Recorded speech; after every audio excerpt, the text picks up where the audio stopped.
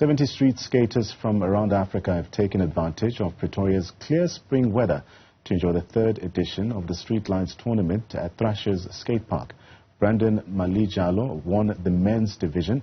He joins me now to tell us more about this event. Brandon, good to have you on the program this afternoon. Take us a bit back to the tournament itself. How do you prepare for such a tournament mentally as well as physically for high-stake competition here? How's it going, guys? Thank you so much, and super glad to join you guys on this beautiful Saturday afternoon. When it comes down to the preparation for the competitions, it all pretty much comes down to the work that you do behind the scenes, whether that's skateboarding related or whether that's not skateboarding related.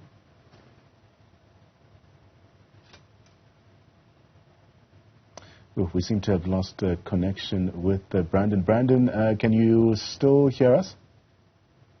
Yes, I can. Can you guys hear me? We lost you there for a moment. You're still telling us about preparation for the tournament.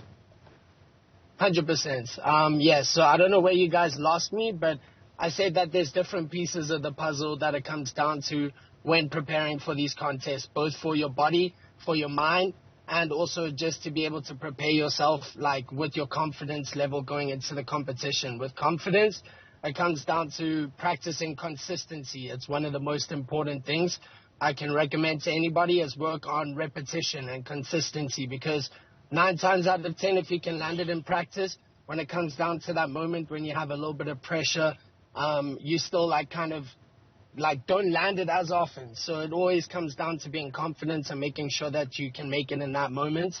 But yeah, lots of skateboarding, lots of external workout programs as well to make sure that the body is good and we can avoid injuries rather than having to deal with them when they arrive, but rather avoid them. So yeah, most of the work I do comes down to mobility work and stretching and being able to withstand like kind of falls and slams that I take while preparing for these contests and going out of my comfort zone to try progress and push the level of skateboarding. So let's speak about the event atmosphere as well. The Street Lines Skate Tournament has also become a premier event here in South Africa. What was the atmosphere like at the Thrashers Skatepark, and how did you even contribute to your performance as well? 100%. Street Lines in their 3rd edition have become one of the premier skate events in the country. They bring out some of the best skateboarders from all around, from Cape Town, from Johannesburg, from Durban, from Kimberley. We all come together, and I say the most important thing about these events is bringing the whole community of skateboarding together for us to be able to showcase our skills and the hard work that we put in behind the scenes and be able to put it out there for everybody to see so we can progress and help the level grow, so that in one point of our South African skateboarding industry, we could breed the next potential international champion that will be of the level that everybody else is going to try and catch. You know, one of the baselines. We do have the talent. We're given a platform from the events like Street Lines, and be able to go out there and be able to showcase the skills and like all the hard work that we are able to do behind the scenes. And for me, Street Lines is definitely doing a great job at bringing the community together and being able to help the scene progress and be able to grow in a way that's positive for skateboarding and for the industry itself. So yeah, shout out to Street Lines, and shout out to all the skateboarders. We have really talented guys that came through and really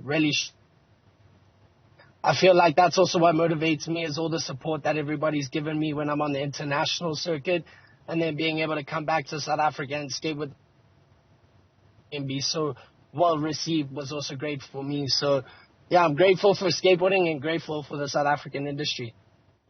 Brandon, let's speak about the competition dynamics. With the qualifying rounds and varied obstacles as well, walk us through the dynamics of the competition there. I mean, you spoke about some of the people taking part.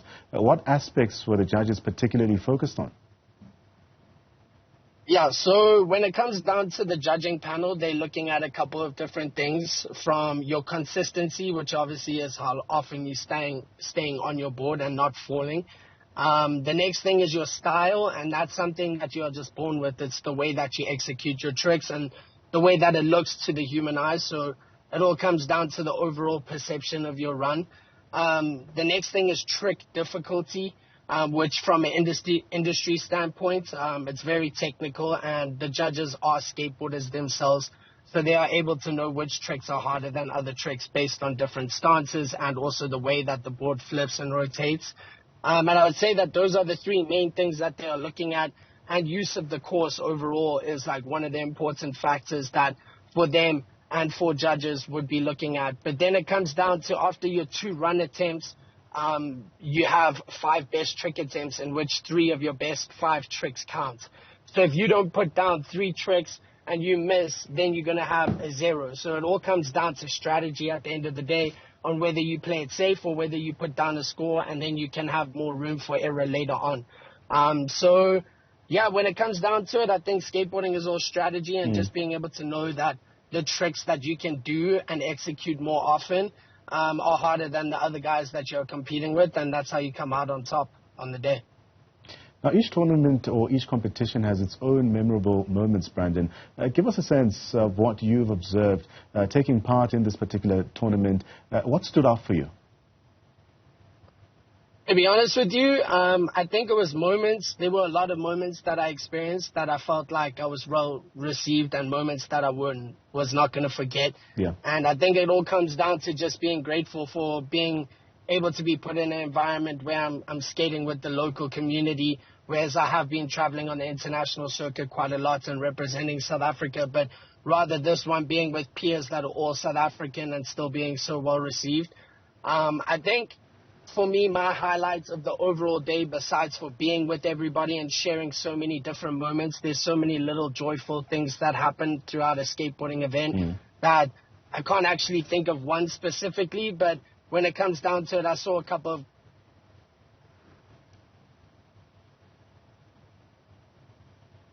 Seem to have lost Brandon there. Brandon, can you still hear us? Yes, I can hear you. Sorry. Can you guys hear me?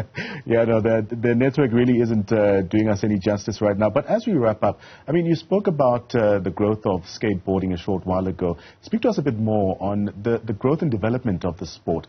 How do you see it, or events like this, even shaping the industry? I mean, street lines contributing to the broader skateboard community. Yeah, so obviously it comes down to events which will help prepare the local scene for the international circuits.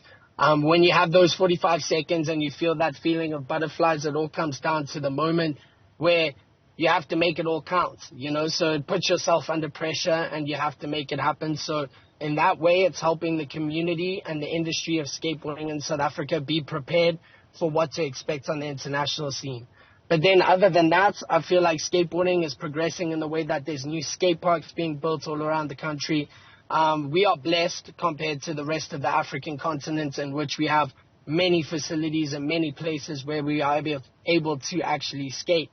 And I feel like that's one thing that needs to be changed in the future, is something that I can do as a representative of South Africa and Africa as a whole on the international circuit, is to try to give back to the industry, in which I can help get more facilities built like we are getting in South Africa. And it's kind of like an opportunity to be able to give people something to progress towards and being able to breed the next generation of African skateboarders. And it could be something that I could leave behind. I feel like we have really talented guys, and the scene is growing. The investment is growing from corporate companies as well, where they are helping and supporting and doing initiatives to help grow the industry, and more people are getting involved. So I see that there's nothing but positive things in the future for skateboarding, especially in a country like South Africa right now. Brandon, all the best. That's Brandon Valjalo. He's the winner of the men's division, of course, for that tournament happening at Thrashers Skatepark. Of course, enjoying some warm weather out in Pretoria.